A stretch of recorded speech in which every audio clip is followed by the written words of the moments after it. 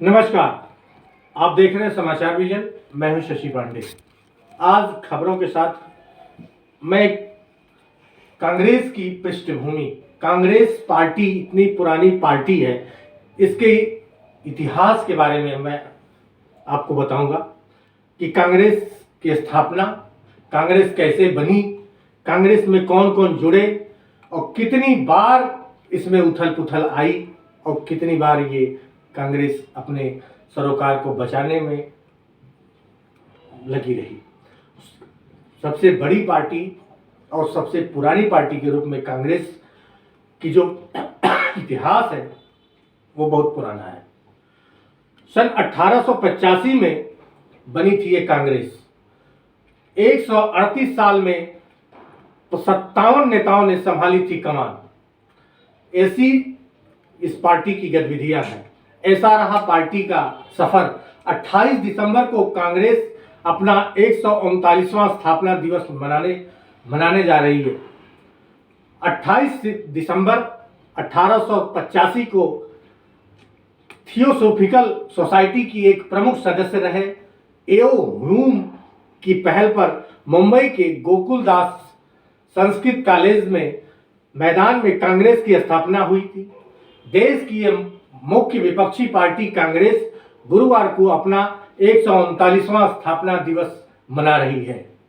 इस अवसर पर पार्टी नागपुर में एक बड़ा आयोजन भी कर रही है। इस दौरान बहुत सी तैयारियां भी की गई हैं। तैयार हम का इनका एक टाइटल है, एक शीर्षक है जहां पे लिखा है कि है तैयार हम। नाम की महारैली के साथ पार्टी आगामी लोकसभा चुनाव 2024 का अभियान की भी शुरुआत भी कर रही है। 1985 में बनी पार्टी भले ही विपक्ष में है, लेकिन कभी इसका देश भर में एक छत्र राज भी हुआ करता था। कई बार पार्टी में टूट हुई, लेकिन इसका अस्तित्व आज भी बरकरार है। यूं कहें तो इसका इतिहास उतार चढ़ाव से भरा हुआ है। आइए जानते हैं कांग्रेस की उतार चढ़ाव का इतिहास। भारतीय राष्ट्रीय कांग्रेस के इतिहास के बारे में कैसे हुई कांग्रेस की स्थापना वो जानते हैं।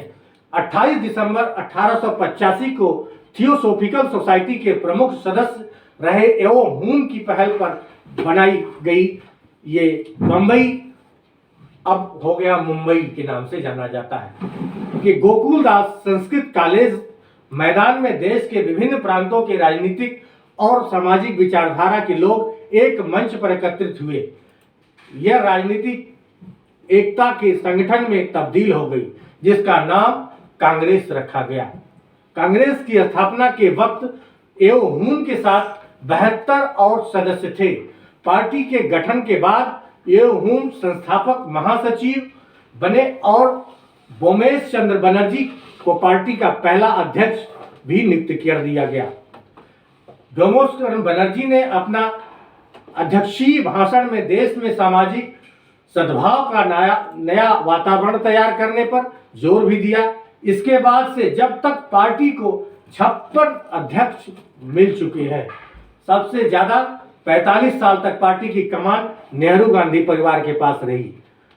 कब किसने संभाली कांग्रेस की कुर्सी, ये भी जानिए कि 1885 से लेकर के 1919 तक कांग्रेस में नेहरू परिवार का दबाव रहा, ज्यादा दखल भी रहा।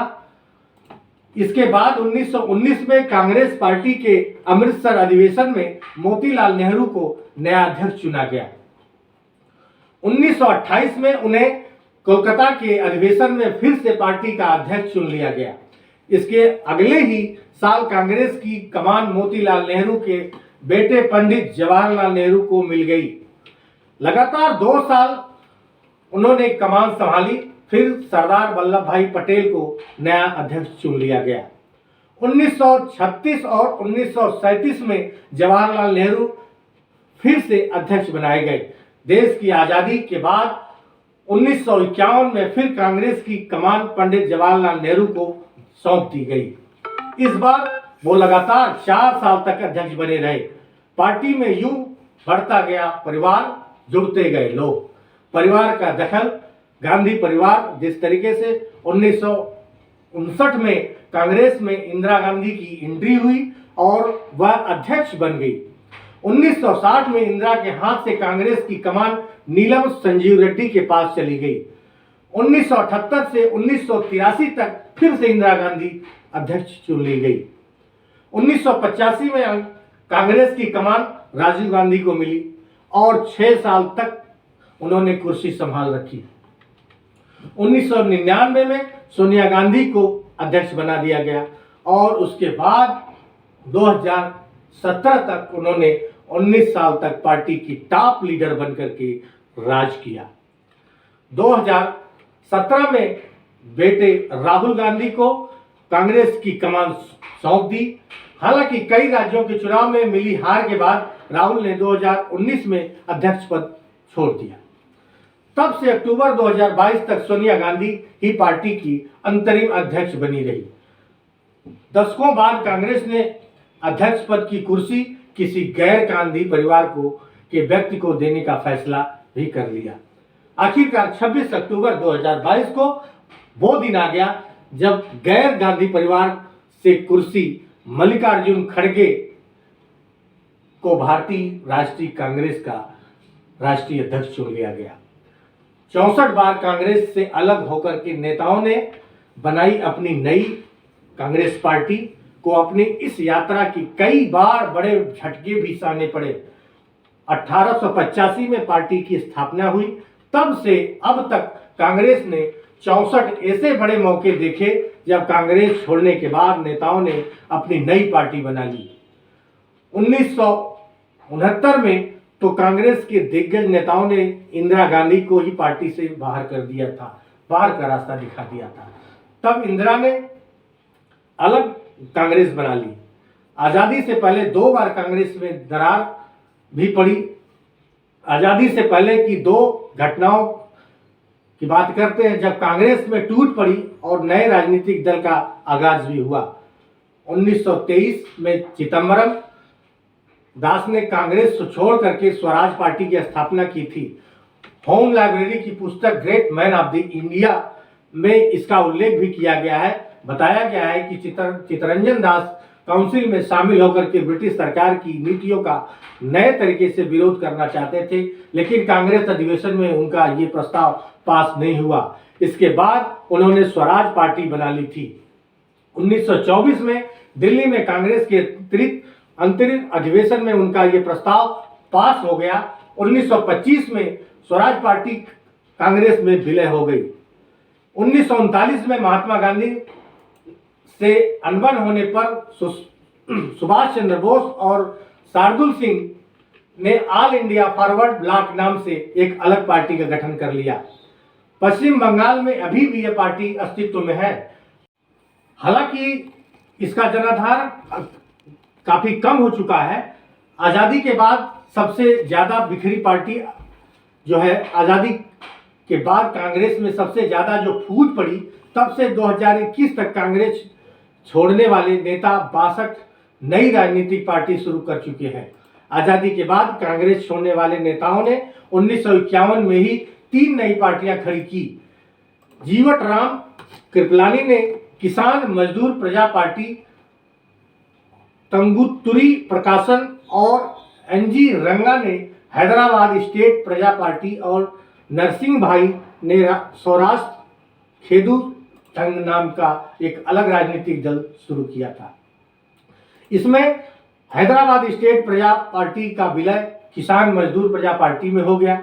बाद में किसान मजदूर प्रजा पार्टी का विलय प्रजा सोशलिस्ट पार्टी में और सौराष्ट्र खेदूर संघ का विलय स्वतंत्र पार्टी में हो गया। 1956 और 1970 तक कांग्रेस से निकले नेताओं ने 12 नए दल बनाए।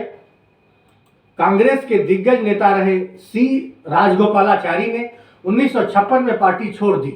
बताया जाता है कि तमिलनाडु में कांग्रेस नेतृत्व में विवाद होने के बाद उन्होंने अलग होने का फैसला कर लिया था। रोज इस तरीके के राजगोपालाचारी ने पार्टी छोड़ने के बाद Indian national democratic Congress party की स्थापना की। पार्टी मद्रास तक ही सीमित रही। हालांकि बाद में राजगोपालाचारी ने एनसीपी रंगा के साथ 1956 में स्वतंत्र पार्टी की स्थापना कर ली। इंडियन नेशनल डेमोक्रेटिक पार्टी का इसमें विलय कर लिया। स्वतंत्र पार्टी का फोकस बिहार, राजस्थान, गुजरात, उड़ीसा और मद्रास में ज्यादा था। 1974 में स्वतंत्र पार्टी का विलय भी भारतीय क्रांति दल में हो गया। इसके अलावा 1964 में के.आर. जॉर्ज ने केरल कांग्रेस नाम से नई पार्टी का गठन भी कर लिया। हालांकि बाद में इस पार्टी से निकले नेताओं ने अपनी 7 अलग पार्टियां भी खड़ी कर ली थी। 1966 में कांग्रेस छोड़ने वाले हरे कृष्ण मेहताब ने उड़ीसा जन कांग्रेस की स्थापना की। बाद में उसका विलय जनता पार्टी में हो गया। 1969 और 1978 में इंदिरा को ही पार्टी से निकाल दिया गया। 12 नवंबर 1969 की है। तब कांग्रेस के दिग्गज नेताओं ने तत्कालीन प्रधानमंत्री इंदिरा गांधी को ही पार्टी से जब निकाल दिया था, उन पर अनुशासन भंग करने का आरोप लगाया था।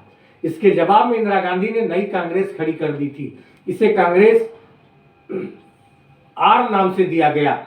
बताया जाता है कि जिन नेताओं ने इंदिरा गांधी को पार्टी से निकाला था, उन्होंने 1966 में उन्हें प्रधानमंत्री भी बना दिया था। तब इंदिरा गांधी के पास अनुभव और संगठन की समझ कम थी।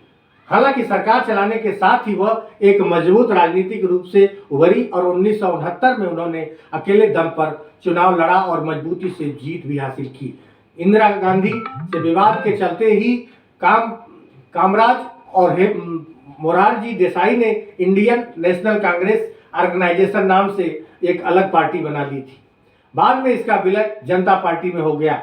1969 में ही बीजू पटनायक ने उड़ीसा में उत्कल कांग्रेस, आंध्र प्रदेश में मैरी चेना रेड्डी ने तेलंगाना प्रजा समिति का गठन किया। इसी तरह 1978 में इंदिरा ने कांग्रेस आर छोड़ करके एक नई पार्टी का गठन किया। इसे कांग्रेस आई नाम दिया। एक साल बाद यानी 1979 में डी देवराज यूआरआई ने इंडियन नेशनल कांग्रेस यूआरएस नाम से पार्टी का गठन किया।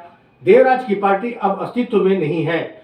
1998 में ममता और 1999 में शरद पवार अलग हो गए।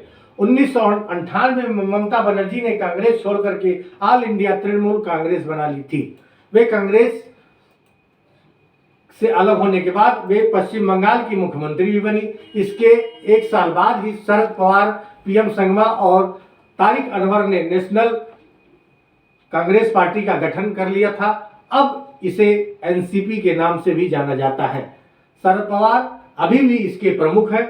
2016 में छत्तीसगढ़ में कांग्रेस के बड़े नेता रहे अजीत जोगी ने पार्टी छोड़ करके छत्तीसगढ़ जनता कांग्रेस का नाम से एक नया दल बना दिया था। आखिरी बार पंजाब में कैप्टन अमरिंदर सिंह ने अपनी पार्टी बनाई थी। इसे पंजाब लोक कांग्रेस के नाम दिया था। 2022 में विधानसभा चुनाव भी अमरिंदर सिंह की इस नई पार्टी ने लड़ा, लेकिन बुरी तरीके से उन्हें हार मिली। इसके बाद सोनिया गांधी से विवाद के चलते तिवारी कांग्रेस, उत्तर प्रदेश में लोकतांत्रिक कांग्रेस, जगन मोहन रेड्डी ने वाईएसआर कांग्रेस, कुलदीप बिश्नोई ने हरियाणा जनहित कांग्रेस का गठन भी किया। इस तरीके से कांग्रेस में जितनी बार परिवर्तन किया गया और इतनी बार फेरबदल किए गए, संगठन बदला, पार्टियां बदली, लेकिन कांग्रेस आज भी अपने अस्तित्व पर है और एक बड़ी पार्टी और सबसे पुरानी पार्टी के रूप में है। कैसी लगी हमारी इस कांग्रेस के इतिहास को आप तक पहुंचाने का तरीका हमें कमेंट में लिख करके बताइए और जुड़े रहिए, सब्सक्राइब करिए हमारे चैनल को और देखिए फिर से नई खबरों के साथ जल्द लौटूंगा। तब तक देखते रहिए समाचार विजन। नमस्कार, जय हिंद।